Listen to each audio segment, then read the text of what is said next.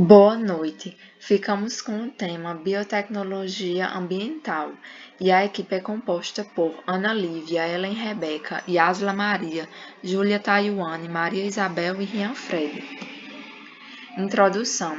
Crise ambiental é o crescimento exponencial do número de passageiros e a ausência de portos para reabastecimento. Pode-se vislumbrar a médio e longo prazo sérios problemas para a manutenção da população.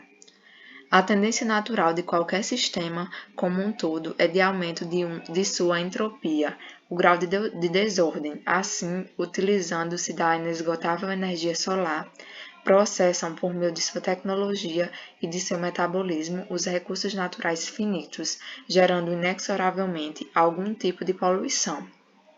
E do equilíbrio entre esses três elementos, população, recursos naturais e poluição, dependerá o nível de qualidade de vida no planeta. População. As altas taxas de crescimento populacional hoje, que somente ocorrem nos países menos desenvolvidos, essa situação de desequilíbrio tende a se agravar ainda mais. Entretanto, devemos ter em mente que, mesmo que o problema da fome no mundo hoje possa ser atribuído a interesses políticos e econômicos dos países desenvolvidos e não a uma superpopulação, a longo prazo teremos de encontrar um modo consensual de reduzir a taxa de crescimento populacional. Recursos naturais podem ser divididos em recursos não renováveis, que são minerais não energéticos, fósforo, cálcio, minerais energéticos, combustíveis fósseis, urânio, e renováveis, como a água, ar, biomassa e vento. Recurso natural é qualquer insumo de que os organismos, populações e ecossistemas necessitam para sua manutenção.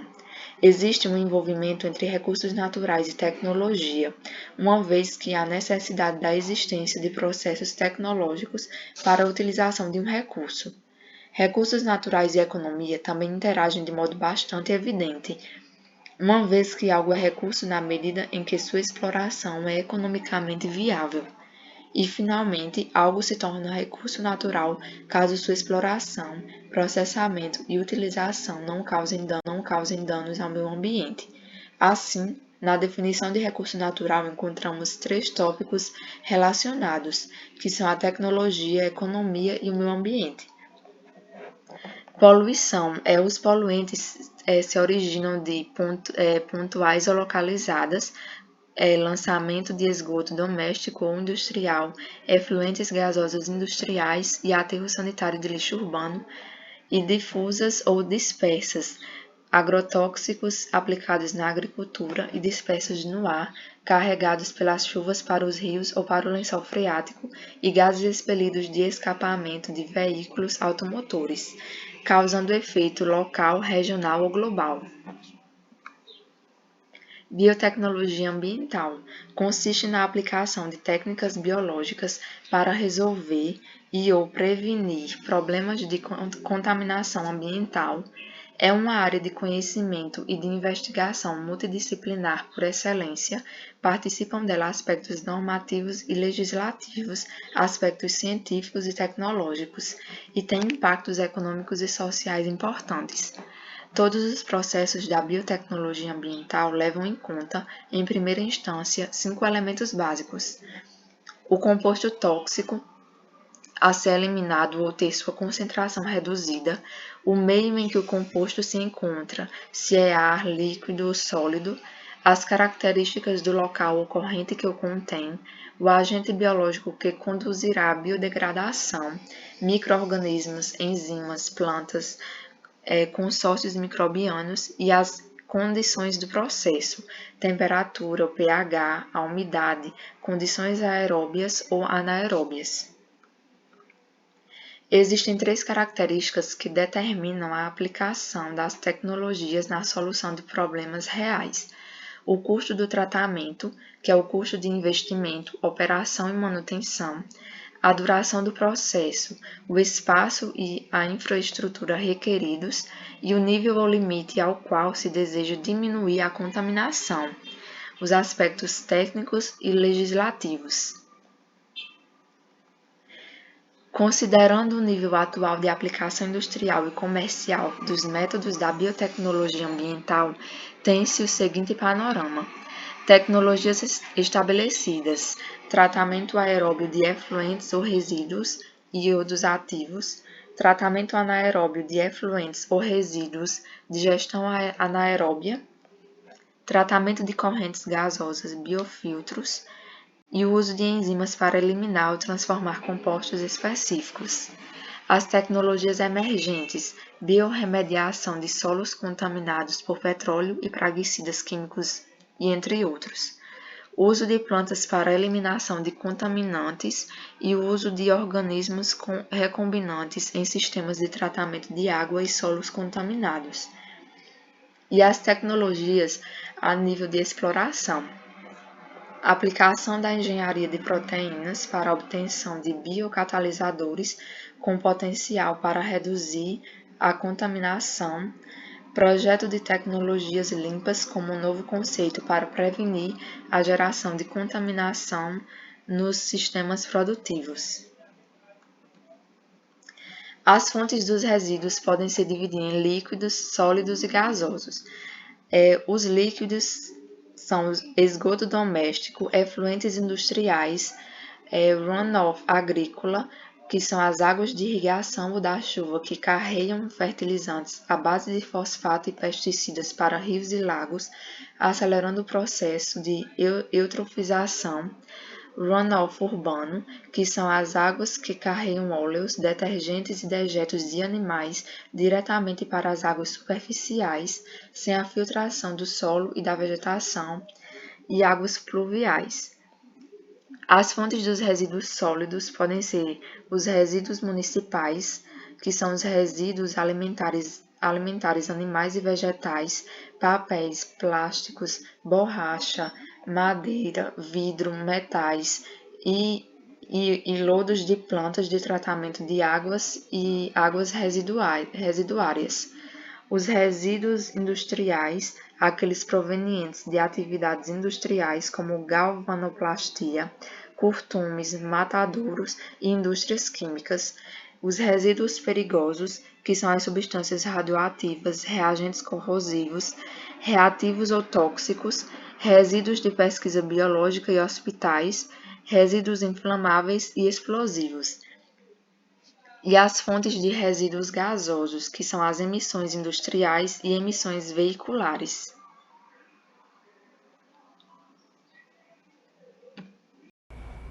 Tratamento biológico aeróbio e anaeróbio de influentes.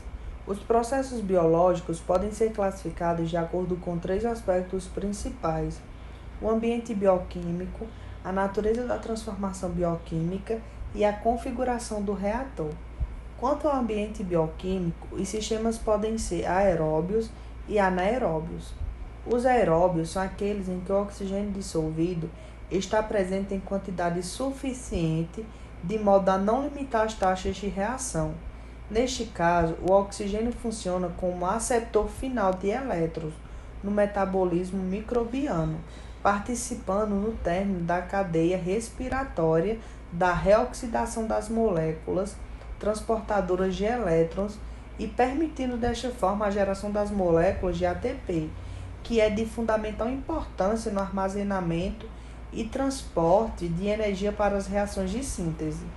Já nos ambientes anaeróbios, o oxigênio está presente, ou sua concentração é tão baixa que limita o metabolismo aeróbio. Neste caso, os aceptores finais de elétrons são outras substâncias que não o oxigênio dissolvido, tais como substâncias orgânicas ou substâncias inorgânicas.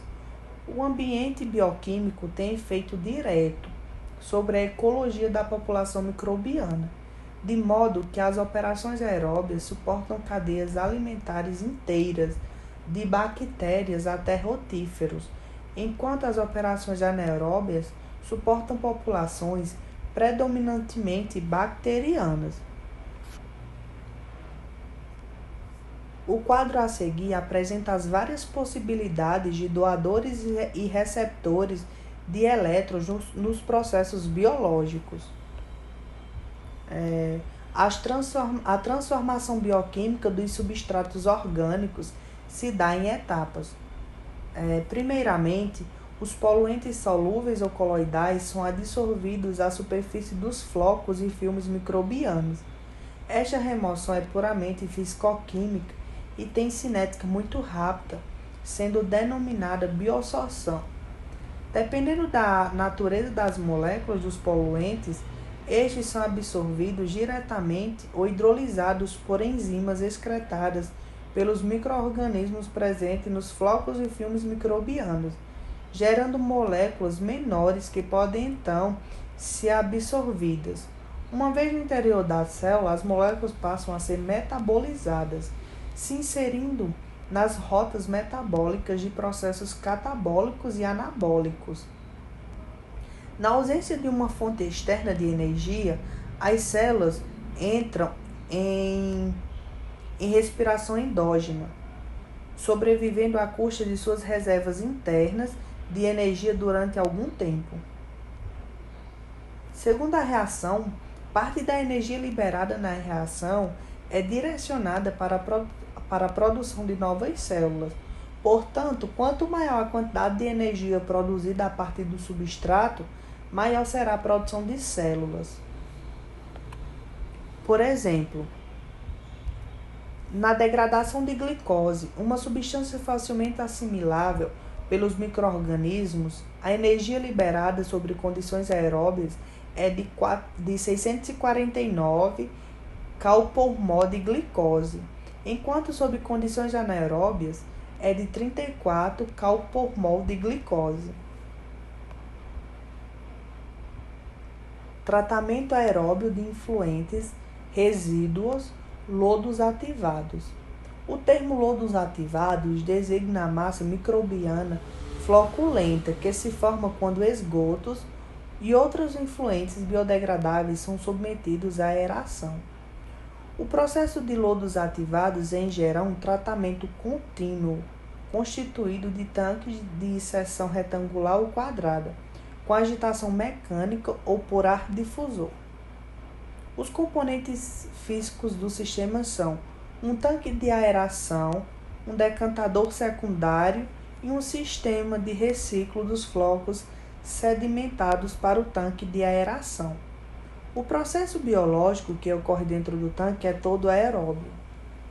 No tanque, a aeração tem por finalidade proporcionar oxigênio aos micro-organismos e evitar a deposição dos flocos bacterianos, a fim de misturá-los homogeneamente com o efluente. Após passar pelo tanque de aeração, o efluente é enviado continuamente a um decantador secundário, cuja função é separar o efluente tratado do lodo. O lodo depositado no fundo do decantador secundário é recirculado ao tanque de aeração a fim de aumentar a concentração de micro-organismos para estabilizar a matéria orgânica. O excesso de lodo decorrente do crescimento biológico é extraído do sistema sempre que a concentração da biomassa do tanque de aeração ultrapassa os valores de projeto. E a biomassa é composta de bactérias, fungos, protozoários, rotíferos e alguns metazoários, e de partículas orgânicas e inorgânicas e polímeros microbianos extracelulares. O lodo normalmente passa por uma etapa de adensamento e desaguamento. E essa aí é uma imagem que mostra todo o processo que eu acabei de falar. Dando continuidade, eu irei falar sobre as lagoas aeradas. As lagoas aeradas são essencialmente o mesmo dos sistemas de lodos ativados, com a aeração prolongada. E essas lagoas foram inicialmente projetadas para o tratamento de esgotos domésticos em países de clima tropical. As lagoas aeradas também têm sido muito utilizadas para o tratamento de efluentes de refinarias de petróleo indústrias de celulose e papel, indústrias alimentícias e agroindústrias. As lagoas aeradas aeróbias são aquelas em que o nível de potência instalado é suficientemente alto para introduzir o oxigênio necessário por toda a lagoa e também para impedir a sedimentação dos sólidos em suspensão na lagoa. As lagoas aeróbias são caracterizadas por terem oxigênio dissolvido distribuído por todo o seu conteúdo praticamente o tempo todo. E nesse tipo de lagoa se introduz oxigênio no meio líquido através de um sistema mecanizado de aeração. Além disso, nas lagoas aeradas aeróbias, os aeradores superficiais são responsáveis pela mistura entre os micro-organismos e os sólidos em suspensão. Há em decorrências uma maior concentração de bactérias no meio líquido. Nas lagoas aeradas facultativas, geralmente ocorrem simultaneamente processos de fermentação anaeróbia, oxidação aeróbia e redução fotossintética, isto é, uma zona de atividade bêntica é sobreposta por uma zona aeróbia de atividade biológica, próximo à superfície. Os sólidos sedimentáveis presentes nos efluentes depositam-se no fundo das lagoas facultativas, entrando em decomposição anaeróbia. E as lagoas facultativas são escavações mais rasas, com profundidades típicas na faixa de 1,5 a 2 metros e áreas de espelho de água relativamente maiores do que as das anaeróbias. As lagoas de estabilização são sistemas naturais de tratamento de efluentes através de meios biológicos e se constituem na forma mais simples e econômica do tratamento de esgotos domésticos. Nestes sistemas, o tratamento é feito através de processos naturais, como físicos, biológicos e bioquímicos, denominados autodepuração ou estabilização. As lagoas de estabilização aeróbias contêm bactérias e águas em suspensão e condições aeróbias e prevalecem em toda a sua profundidade. O oxigênio, além de produzido pelas águas, penetra o líquido por difusão atmosférica. O efluente da lagoa contém uma concentração equivalente ou até maior de águas e bactérias que exercem uma demanda bioquímica de oxigênio considerável, podendo ser até maior que a do resíduo original. Lagos de estabilização facultativas são lagoas em que a estabilização do resíduo é conseguida mediante a ação em conjunto de bactérias aeróbias, anaeróbias e facultativas. A comunidade biológica existente na camada superior ou aeróbia é semelhante à de uma lagoa aeróbia. Os micro-organismos que ficam na camada inferior ou de fundo são facultativas e anaeróbias. E na camada aeróbia, a respiração também ocorre em presença de luz solar. Contudo, a reação líquida é a produção de oxigênio. E a demanda bioquímica de oxigênio particulada sedimenta, constituindo o lodo de fundo, que é decomposto anaerobiamente, enquanto a demanda bioquímica de oxigênio solúvel permanece dispersa na massa líquida e sofre decomposição por bactérias facultativas.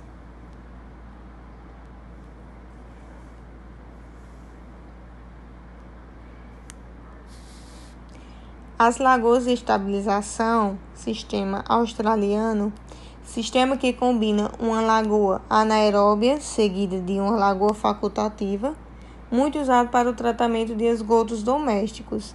Na lagoa anaeróbia, ocorre a decomposição parcial da matéria orgânica, reduzindo a carga orgânica alimentada na lagoa facultativa. É um sistema com economia diária, ocupando cerca de 2/3 da área requerida por uma lagoa facultativa única.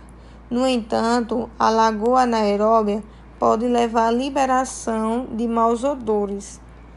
E o tratamento biológico também pode ser conduzido em reatores que empregam biomassa fixa a um material suporte.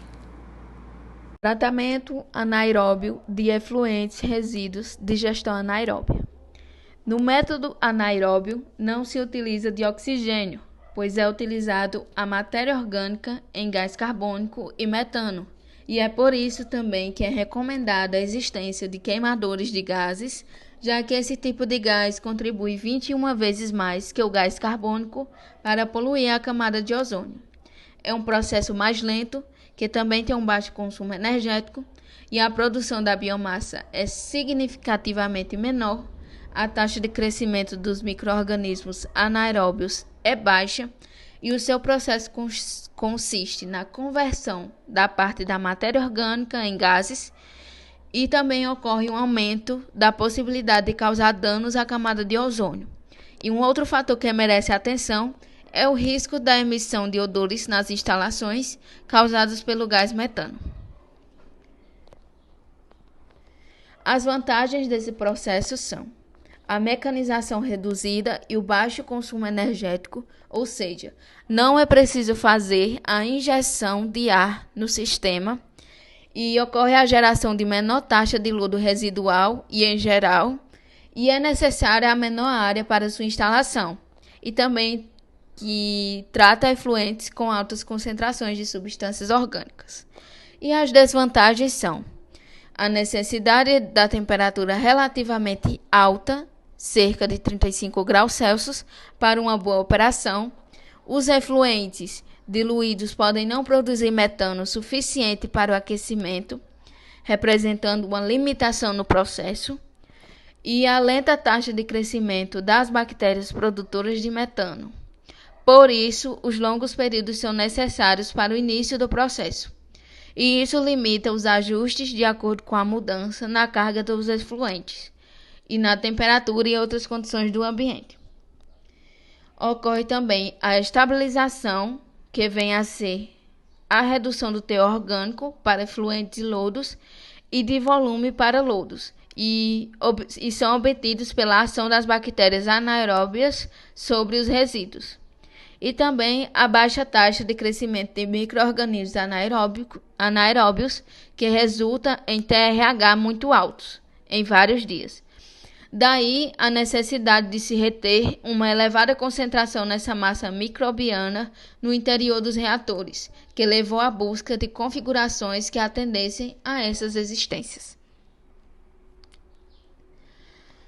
A conversão de matéria orgânica pode ser compreendida como um processo em 4 etapas, que é a hidrólise, acidogênese, a cetogênese e metanogênese. O primeiro processo é a hidrólise, que é nesta etapa que o material orgânico complexo é convertido em composto dissolvido de menor massa molecular por bactérias fermentativas hidrolíticas. Aqui está o processo, como ocorre na primeira etapa. A segunda etapa é a fermentação ácida ou a acidogênese, que ocorre com os compostos dissolvidos gerados na hidrólise e são absorvidos por bactérias fermentativas acidogênicas e transformados em ácidos orgânicos voláteis, como fórmico, acético, propiônico, butírico e valério. Aqui é como ocorre o segundo processo. No terceiro processo, que é a fermentação acetogênica ou acetogênese, é a conversão dos produtos de acidogênese em compostos que formam os substratos para a formação de CH4 e também de acetato, H2 e CO2, na qual atuam nesta etapa bactérias acetogênicas e facultativas e anaeróbias obrigatórias. Aqui é como ocorre o terceiro processo. E no quarto processo, que é a metanogênese, ocorre através da respiração anaeróbia, substâncias orgânicas simples, como C1 e C2, que são convertidas em produtos finais mais simples, como CH4 e CO2, na qual atuam nesta etapa arqueias metanogênicas, anaeróbias e obrigatórias. A acetotrófica ou acetoclástica, responsável por 60 a 70% da produção de CH4, e também tem os gêneros mais comuns, que é o metanoxarcina e metanosaeta. E a hidrogenotrófica, que respondem por 30% da produção de CH4, que os gêneros predominantes são Methanobacterium, Methanospirillum e Methanobreviabacter. Tipos de reatores anaeróbios. Primeiro, digestores anaeróbios. O digestor anaeróbio, ele é um digestor de taxa padrão e não tem mistura e aquecimento, e ele opera em TRH de 30 a 60 dias. Ele tem menos de 50% do volume do digestor que é utilizado, e ele é usado em pequenas instalações, e o digestor de alta taxa possui uma mistura de aquecimento e TRH em 15 dias ou menos, o que permite que este receba maior carga de sólidos e renda maiores taxas de digestão. Aqui é o digestor da taxa padrão e aqui é o digestor da alta taxa. E é isso.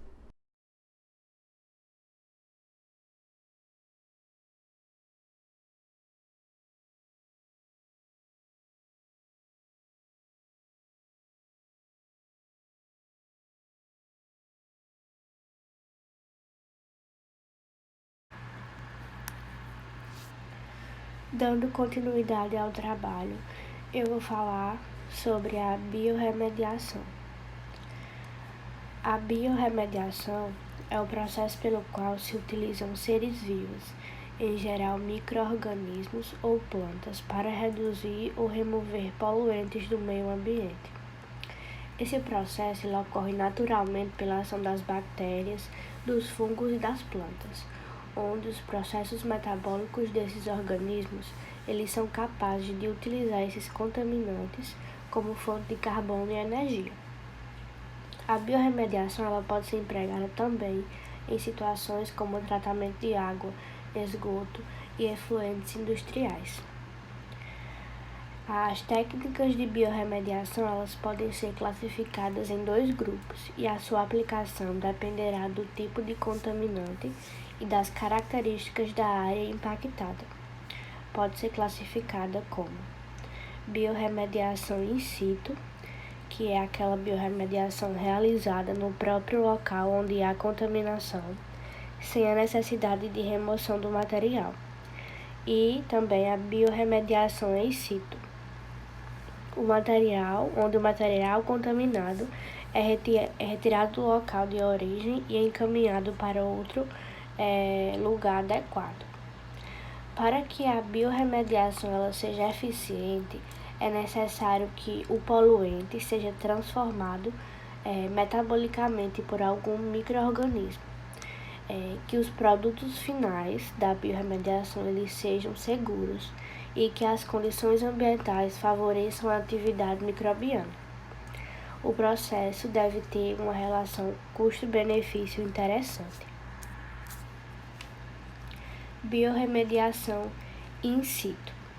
A biorremediação in situ, como eu já falei, aquela que ocorre no mesmo local, apresenta uma série de vantagens, destacando-se a redução nos custos e distúrbios ambientais associados com o movimento de solos e águas de um local contaminado para outros destinados ao tratamento.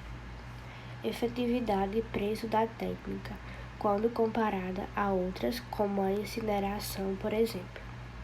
segurança oferecida aos trabalhadores no que diz respeito aos riscos associados à escavação e à remoção do solo contaminado, adequação para o tratamento de grandes áreas.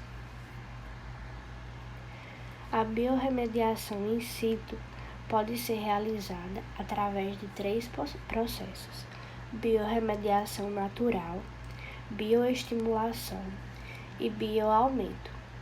A biorremediação natural é uma técnica baseada nos processos naturais de redução para remoção ou controle de contaminantes ou poluidores de solos e águas.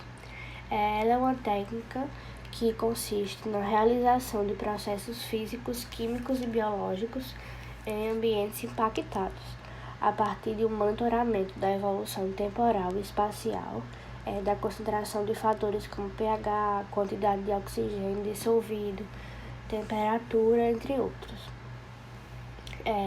Apesar da importância desse método de biorremediação natural, é importante ressaltar que a biorremediação natural não se trata de uma alternativa para o tratamento desses locais, mas sim de uma forma de reduzir os riscos de contaminação e de poluição ambiental e consequentes prejuízos para a nossa saúde.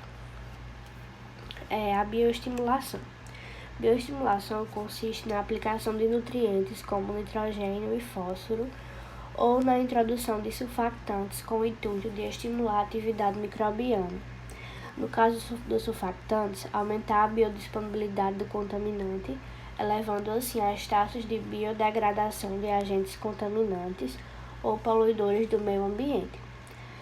Para se utilizar o processo de bioestimulação, deve existir no local contaminado uma população natural de micro-organismos que sejam capazes de biodegradar os contaminantes presentes, como também condições ambientais insuficientes para se obter altas taxas de atividade microbiológica dessa população. E o bioaumento, ele é uma técnica baseada na inoculação de populações de micro-organismos selecionados ou consórcios microbianos para a degradação de determinados tipos de poluentes ou contaminantes. Biorremediação in situ. A técnica de biorremediação in situ é aplicada para o tratamento de solos, águas subterrâneas e residuárias, que são escavados e transportados e bombeados, no caso da água, para locais fora da zona de contaminação, para posterior análise e tratamento. A remoção ela pode ser necessária quando tem possibilidade de contaminação nas pessoas e no ambiente próximo do solo ou da água a ser biorremediado. Aí, entre as principais técnicas de biorremediação in situ, destacam-se a compostagem, o uso de bioreatores e landfilling. A compostagem ela consiste em um processo biológico em que micro-organismos convertem resíduos orgânicos, como restos de plantas, alimentos e esterco, em compostos que geram grandes benefícios ao meio ambiente, destacando-se, por exemplo, a produção dos adubos naturais. Entre as principais vantagens da compostagem, tem como exemplo o aumento da disponibilidade de fontes nutricionais nos ecossistemas, o reaproveitamento de resíduos orgânicos, a redução da poluição e contaminação do meio ambiente, entre outros. Uso de bioreatores. O uso de bioreatores é destinado ao tratamento do solo ou da água com que contém altos níveis de contaminantes. Nessa técnica de biorremediação, um inóculo contaminado, que vai ser proveniente da própria população presente no ambiente, contaminado de lodos ativados ou de cultura pura de micro-organismos apropriados, ele é misturado com a água e introduzido em um reator previamente preenchido com carvão, plástico, esferas de vidro ou terra diatomácea, que permitem a obtenção de grande área superficial e a rápida formação de biofilmes responsáveis pela biodegradação da substância de interesse. E, por último, é a técnica de Landferme, que é uma técnica que tem como princípio a aplicação e incorporação de resíduos contaminantes ou poluentes em forma líquida ou sólida na camada superior de solos aráveis e não contaminados para posterior degradação biológica. E aí eu coloquei as imagens representando cada técnica dessa. Vantagens e limitações. A biorremediação ela apresenta uma ampla diversidade de uso e é considerada uma valiosa ferramenta para o controle da poluição e da contaminação ambiental. Entre as vantagens e limitações dessa técnica destacam-se: nas vantagens, capacidade de micro-organismos biodegradarem substâncias nocivas em vez de transferir o contaminante de um meio a outro. Tem um baixo custo quando comparado a outras técnicas de remediação. Tem uma elevada diversidade de ação, permitindo a incorporação dessa técnica a uma variedade de agentes contaminantes e poluentes. Tem capacidade de degradar substâncias perigosas em vez de apenas transferir o contaminante de um meio para o outro. Produtos utilizados não apresentam riscos ao meio ambiente e não são tóxicos. E o uso pode ser em áreas de proteção ambiental. E as limitações, necessidade de um melhor entendimento em relação à ação microbiológica sobre os resíduos a serem biorremediados, método em evolução no Brasil, necessidade de acompanhamento durante o processo, muitas moléculas não são biodegradáveis e as substâncias tóxicas ao micro-organismo inviabilizam o tratamento. Biorremediação e poluição ambiental. Todos nós sabemos que os problemas ambientais têm se tornado cada vez mais críticos e frequentes, principalmente devido ao crescimento populacional e ao aumento da atividade industrial, que lança diariamente toneladas de compostos tóxicos que comprometem não somente a biodiversidade dos ecossistemas, mas também a saúde e a qualidade de vida de todos nós seres humanos. E como consequência dessa realidade indesejável, a poluição e a contaminação ambiental têm atingido dimensões catastróficas, comprometendo, sobretudo, a qualidade do solo, do ar e das águas. Eu vou falar um pouco sobre a poluição do ar. Os principais poluentes atmosféricos são os gases tóxicos, lançados pelas indústrias e pelos veículos movidos a derivados do petróleo, e os compostos tóxicos formados no ar a partir da reação desses gases na atmosfera. Aí tem uma imagem da poluição que é causada pelo setor industrial e da poluição que é causada pelo setor automobilístico. E a poluição do ar, ela traz consequências tanto curto prazo como consequências a longo prazo. As consequências de curto prazo, elas são geralmente desenvolvidas em situações de altas concentrações de contaminantes no ar. E pode causar o ressecamento das mucosas, como o nariz e os olhos, da pele de maneira geral. Pode causar também irritações na garganta, acompanhada de secura, ardor e desconforto. Causa também problemas respiratórios, dificuldades de respiração e ainda, como agravante, pode causar até enfisema pulmonar e bronquite. E as consequências de longo prazo são geralmente desenvolvidas em exposições a ambientes contaminados por 15 a 30 anos. E as pessoas podem desenvolver problemas pulmonares e cardiovasculares, diminuição da qualidade e expectativa de vida e aumento do risco de câncer, sobretudo de pulmão e etc. O que devemos fazer para evitar?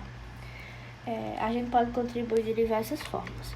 Devemos fazer uma reflexão de como poderíamos contribuir no nosso dia a dia com mudanças de hábitos e atitudes para que possamos diminuir essa poluição ambiental, tanto do ar como das águas. Isso pode ser feito através de pequenas atitudes, que a gente pode mudar essa realidade, como por exemplo, zelando pela manutenção do veículo, plantando árvores, evitando queimadas e etc. Poluição do solo. O lançamento de contaminantes e poluentes no solo pode comprometer não somente a diversidade desses locais, mas também afetar as águas subterrâneas daqueles ambientes. A presença desses elementos no solo provoca uma série de consequências negativas para a cadeia alimentar, podendo atingir diversos ecossistemas, assim como os seres humanos. Entre os principais fatores responsáveis pela poluição do solo encontram-se os resíduos, lixo. Consequências da poluição do solo. O lixo, quando não tratado da maneira correta, ele compromete a biodiversidade, causa inundações, atua como vetor de doenças, contamina, polui as águas, solo e o ar e gera problemas sociais. O que a gente pode fazer? A gente pode reciclar, que o processo de reciclagem ele vai envolver processos industriais para transformar o que é lixo em produto que seja útil. Reciclando materiais como plástico, papel, latas e vidros, estamos também economizando matéria-prima, água e energia. Aí eu coloquei uma imagem de como uma coleta seletiva. A coleta seletiva ela consiste na separação de materiais recicláveis, ou seja, aqueles materiais que podem ser reaproveitados e transformados em um novo produto. O primeiro passo para se realizar uma coleta seletiva é separar os resíduos considerados recicláveis daqueles que não são recicláveis. E aí está bem divididinho o que é reciclável e o que não é reciclável, para facilitar esse processo de coleta seletiva para que sejam feitos o processo de reciclagem.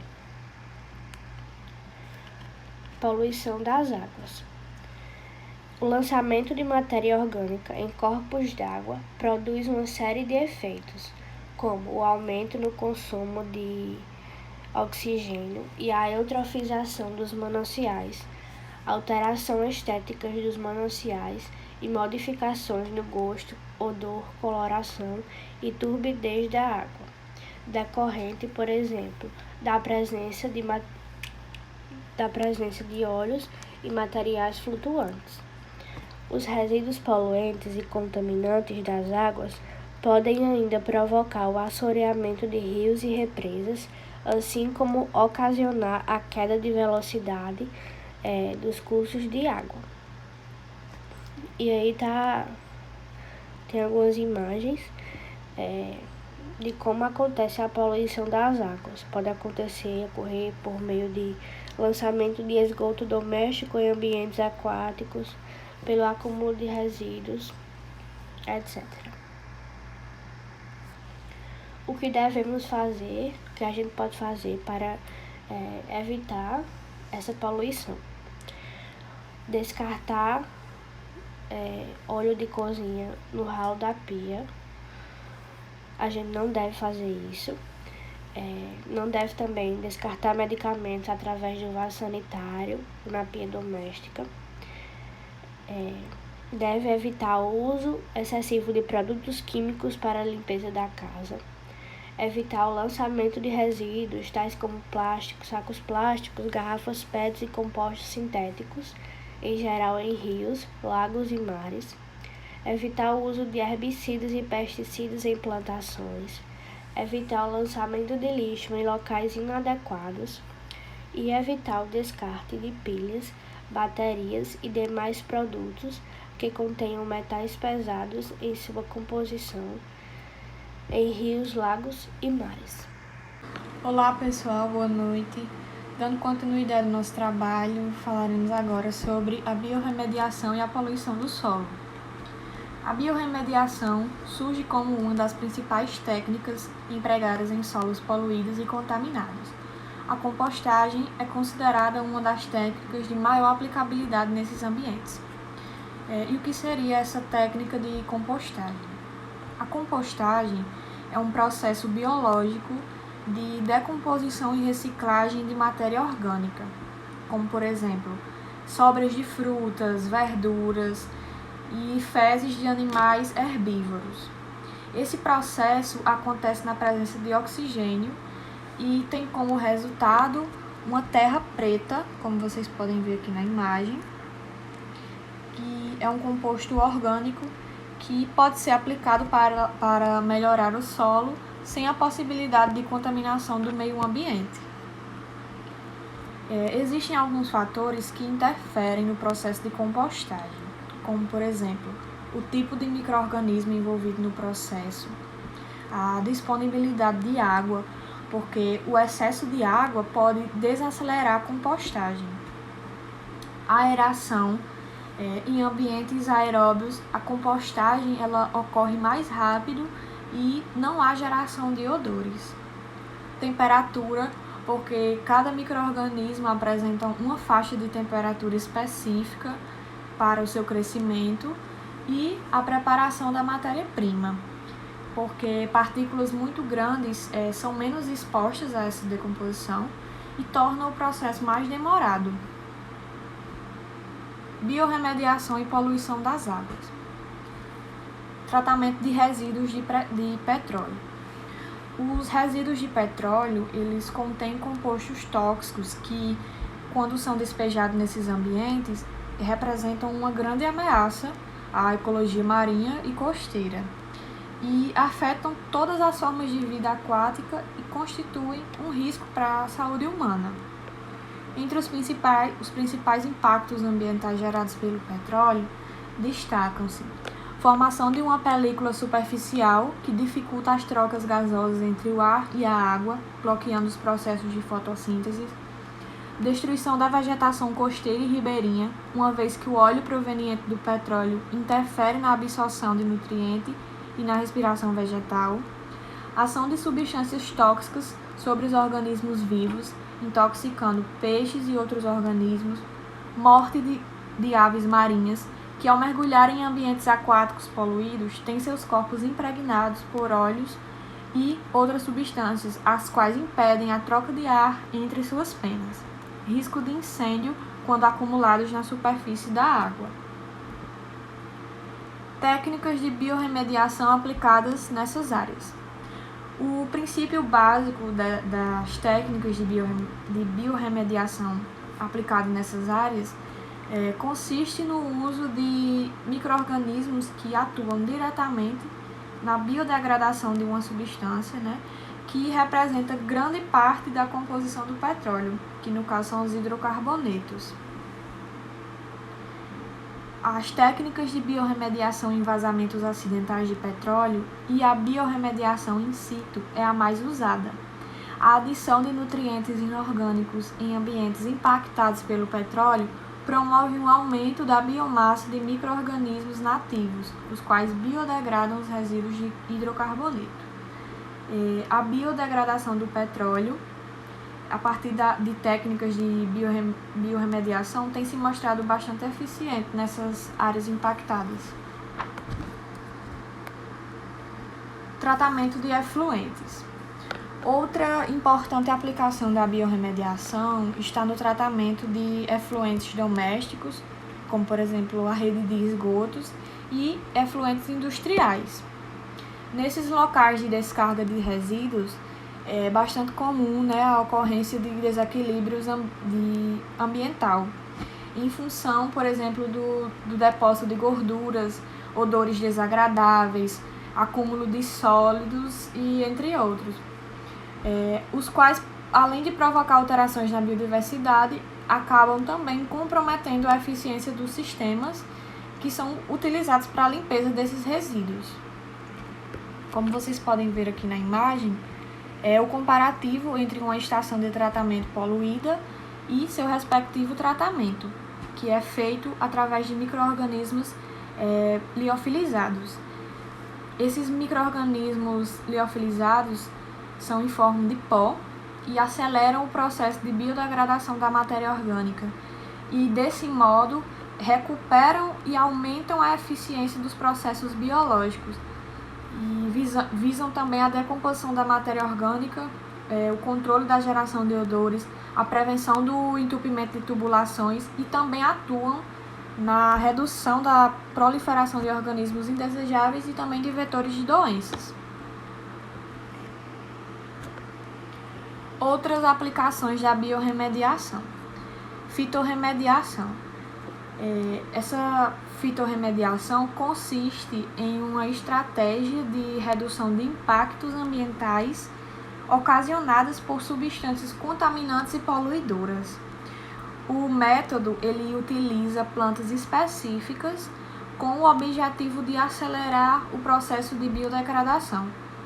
Além disso, a fitorremediação permite que as plantas concentrem resíduos poluentes e ou contaminantes do meio em suas raízes e posterior composição biológica.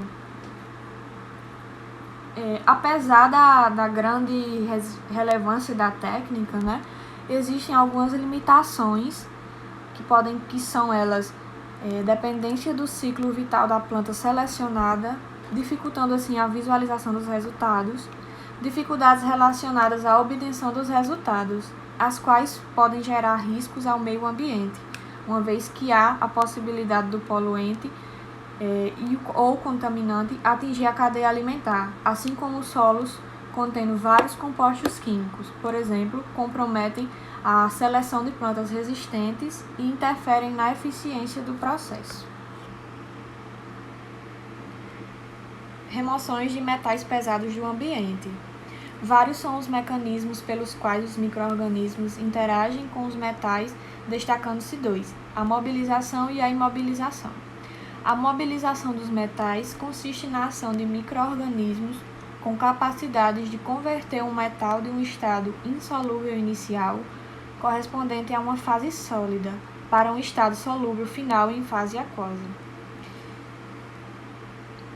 A mobilização tem o objetivo de reduzir de forma parcial ou total desses elementos através do uso de micro-organismos resistentes e que possuem capacidade de biodegradação. Já a imobilização, por sua vez, consiste na ação de micro-organismos que irão converter um metal em estado solúvel, em fase aquosa, para um estágio insolúvel em fase sólida.